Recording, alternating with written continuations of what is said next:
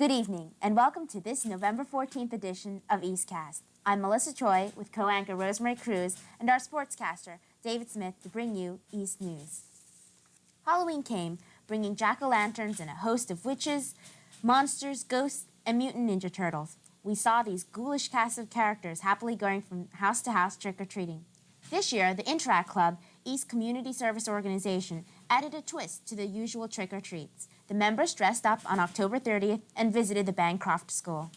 The clowns, cats, witches, Santas, painters, doctors, babies, and even a G.I. Jane gave out candy to the handicapped children. Kudos, no pun intended, to these trick-or-treating caring givers. How do you break a super hard piñata? Have a Spanish Club Halloween party.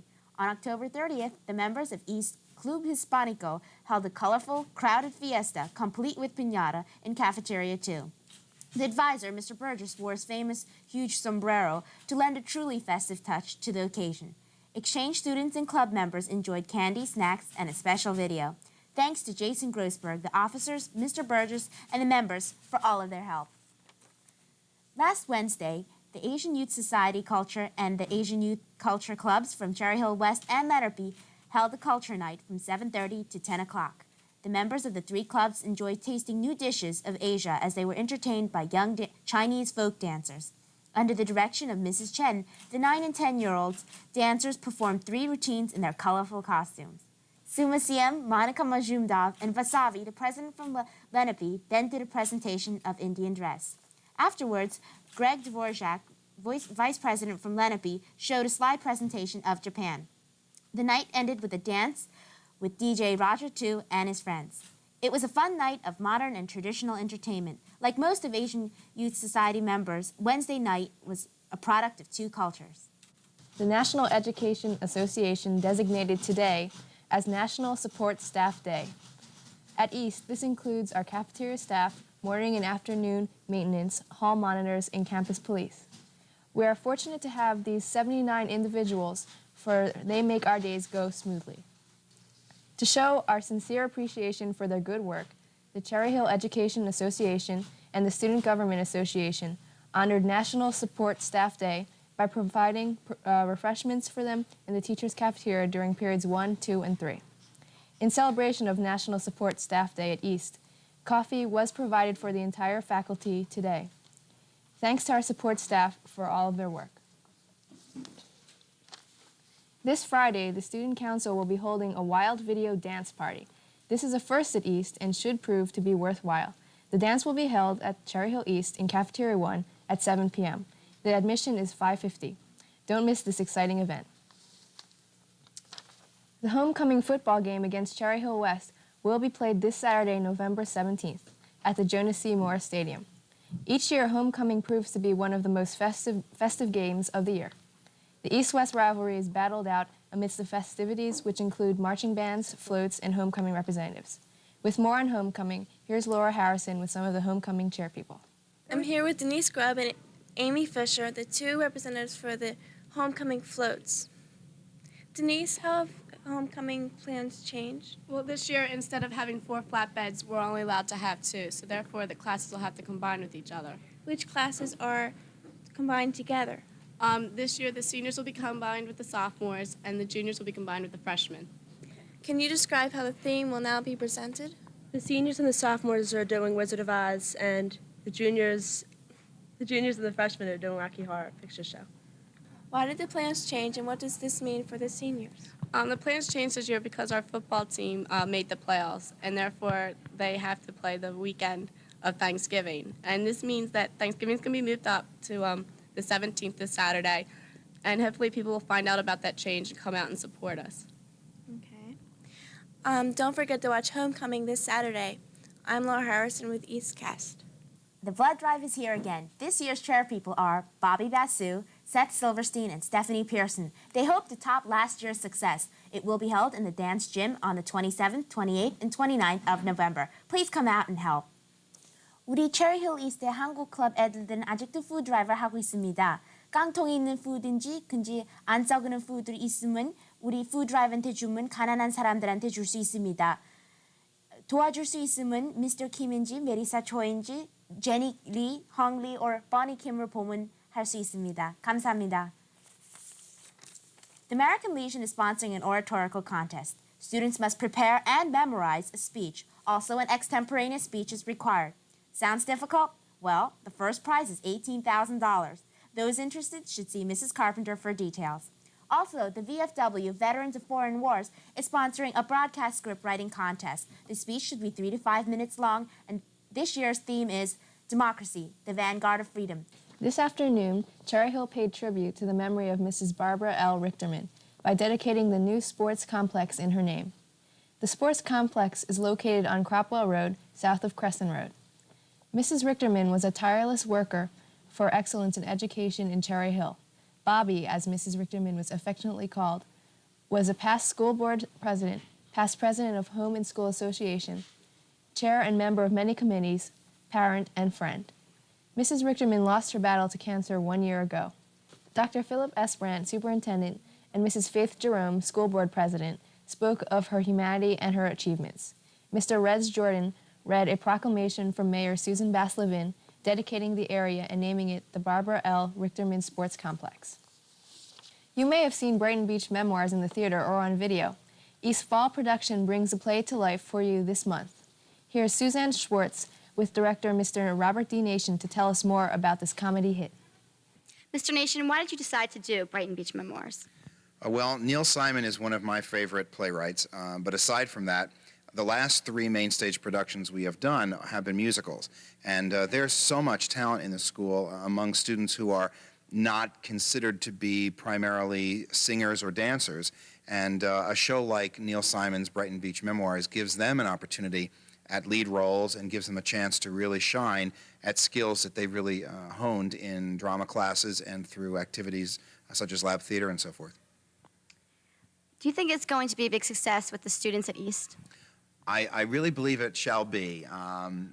The particular show that we have selected is a comedy, essentially, but it, aside from being a comedy, it has a lot of very touching, moving moments that I think every age can relate to, about a family that's living in Brooklyn in the post-Depression years, a Jewish family that's going through a great deal of difficulty, not only socially, but also within the family structure.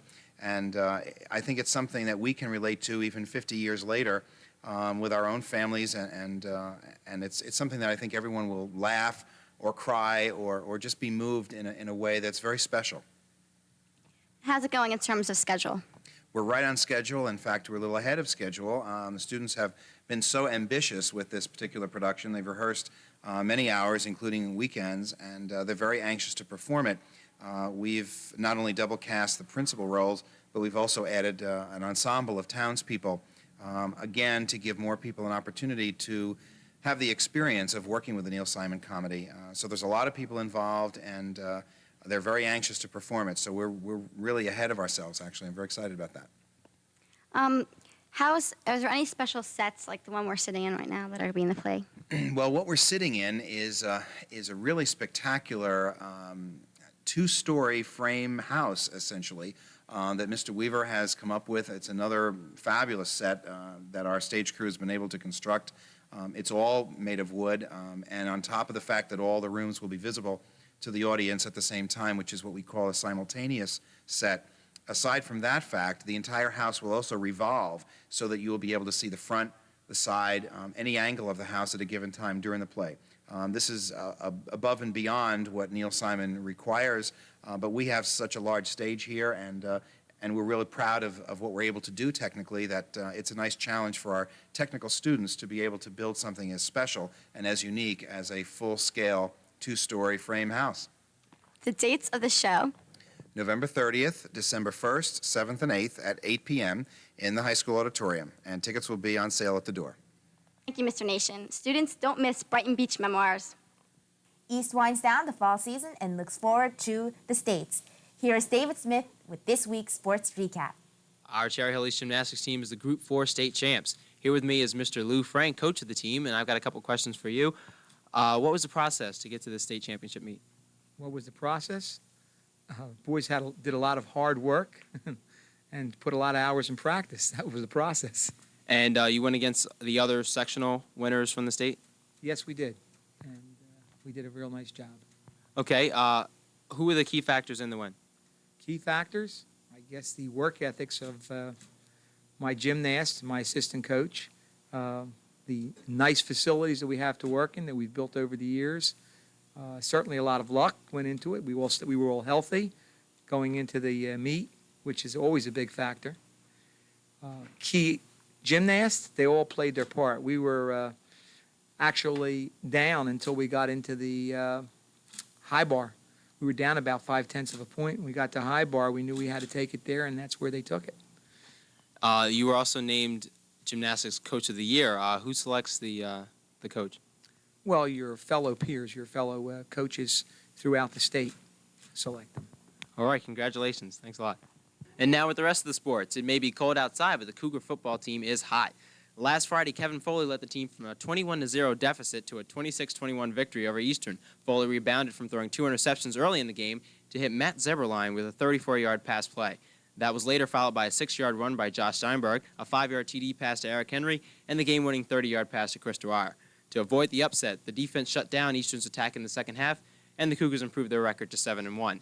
Next week, the Cougars will be taking on Cherry Hill West in the annual homecoming game. Thanks a lot. That's it for sports, and back to you, girls.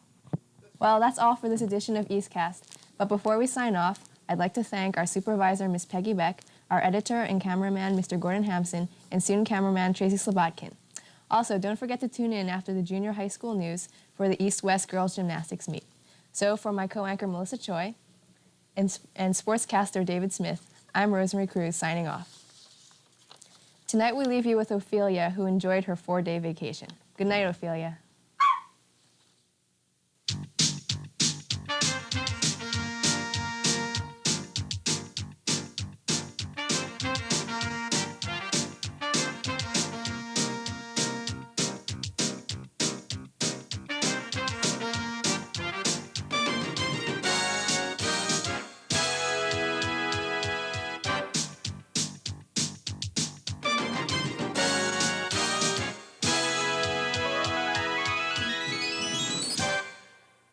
Good evening and welcome to this week's West Report. I'm Sean Mayall.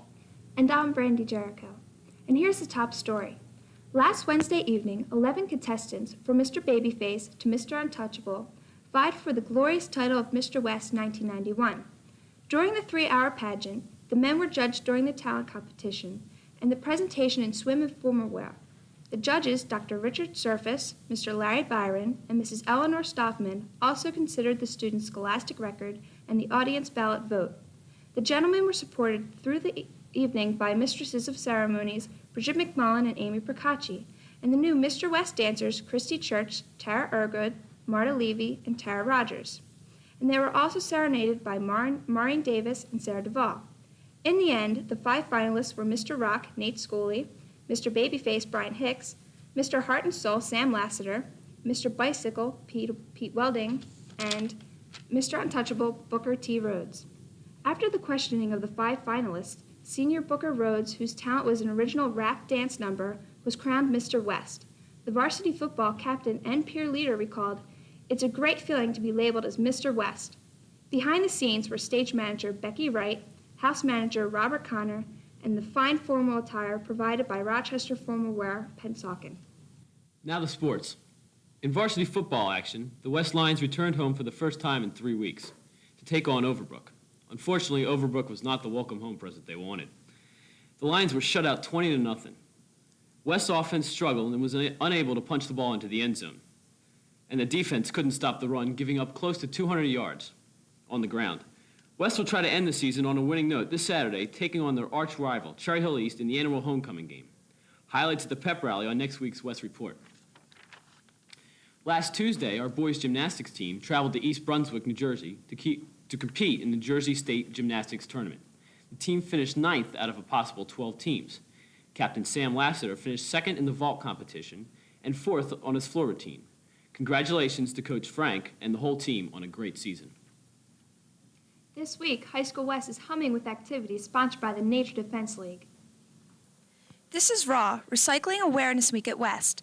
Last year, the Cherry Hill School District established a recycling committee under the direction of Mr. Thomas Redmond. It is this committee that has backed students' efforts here at West, enabling us to almost totally eliminate the use of styrofoam in our cafeteria, as well as supplying recycling containers for paper in the classrooms and soda and juice cans in the cafeteria. So with what committee's encouragement Nature Defense members have provided West with this school recycling week, its purpose, to educate and encourage us to become actively involved in recycling. Awareness began last week with morning announcements. Remember RAW, Recycling Awareness Week, or now Recycling at West. At the front entrance, the showcases display two worlds, one beautiful thanks to recycling, one trash because we fail to recycle. Eric Shellac did this work with help from Aviva Kushner and others. Aviva heads the recycling committee for Nature Defense. Her committee is responsible for the cafeteria display, which shows us items we can and cannot recycle. Several Nature Defense members put together the mini-meetings where each class is receiving instructions on the proper way to recycle paper in the classrooms. Cans in the cafeteria and plastics in the bins the township has provided behind the school. Now an important programming note. Because the East-West football game has been changed to Saturday, November 17th, Cable 18 has revised football schedule. The East-West game and homecoming pageant will be shown next Wednesday, November 21st at 7:30, with the East first playoff game being cablecast the following Wednesday at 7:30. That's all for this week's West Report. Please be sure to tune in next week. Good night. Good night.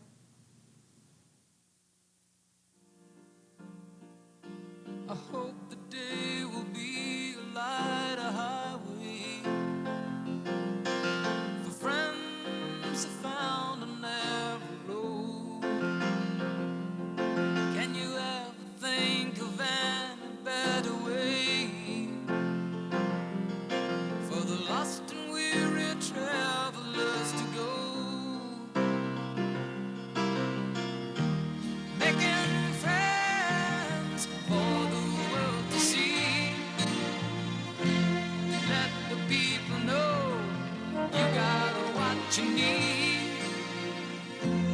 With a friend at hand, you will see the light.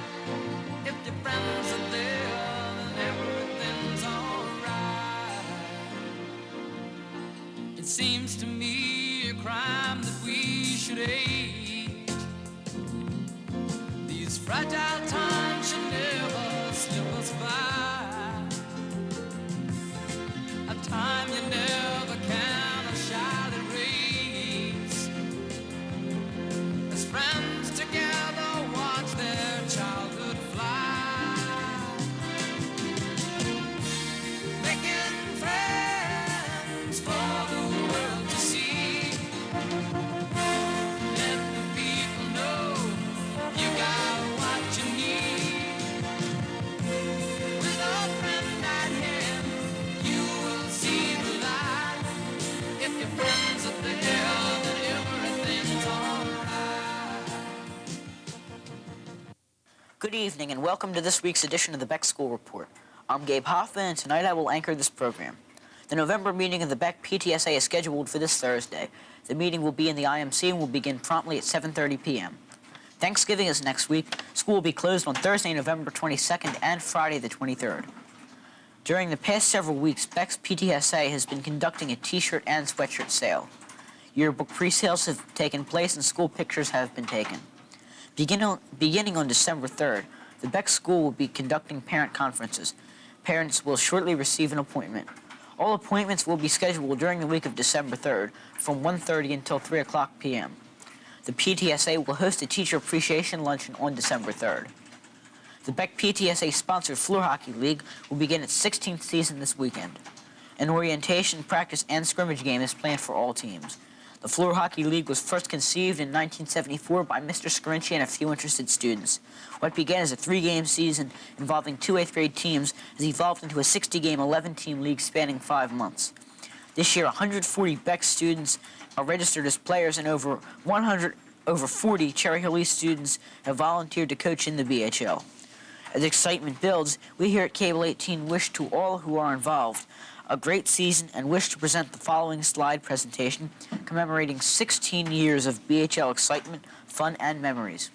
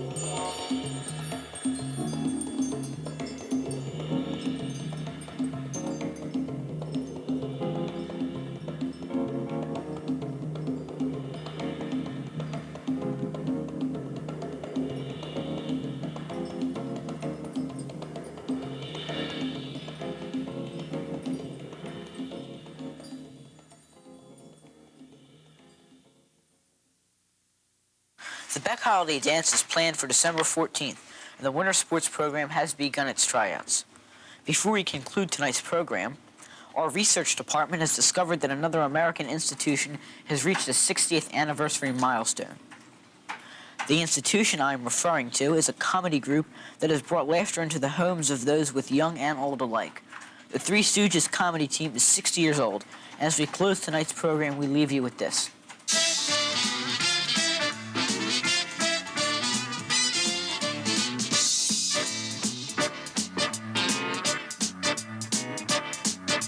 When me and my friends go out in the town, we can't sit still, we can't sit down. We don't like to fight and we don't like to scuffle, but we dance all night doing the curly shuffle. Hey Mo, hey Mo, hey Mo, hey Mo. Well, yuck, yuck, yuck, yuck, yuck, yuck, yuck, yuck. Whatty dee, whatty dee. Well, we never miss a chance. We get up and dance and do the curly shuffle. Well, me and my friends love Larry and Moe. We love Curly's brother Shemp and his fat clone Joe. It's such a delight to boogie and hustle, dancing all night doing the curly shuffle. Hey Mo, hey Mo, hey Mo, hey Mo. Well, yuck, yuck, yuck, yuck, yuck, yuck, yuck, yuck. Oh, nice guy. Well, we never miss a chance. We get up and dance and do the curly shuffle. That's right.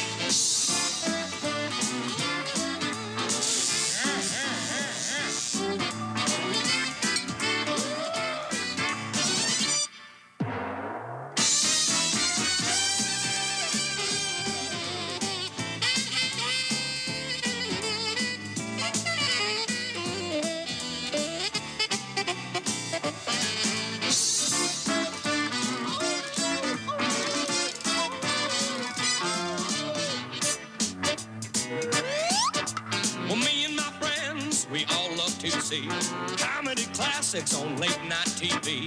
Those knuckleheads love to get in a scuffle. They push and they shove, doing the curly shuffle. Hey Mo, hey Mo, hey Mo, hey Mo. Well, yuck, yuck, yuck, yuck. Yuck, yuck, yuck, yuck. Look at the grouse, look at the grouse. Look at the grouse, look at the grouse. Well, we never miss a chance. We get up and dance and do the curly shuffle. Right, we do the curly shuffle. What'd you say? We do the curly shuffle. That's what I thought you said. We do the curly shuffle. We do the curly shuffle. Sweet. We never miss a chance. We get up and dance and do the curly shuffle.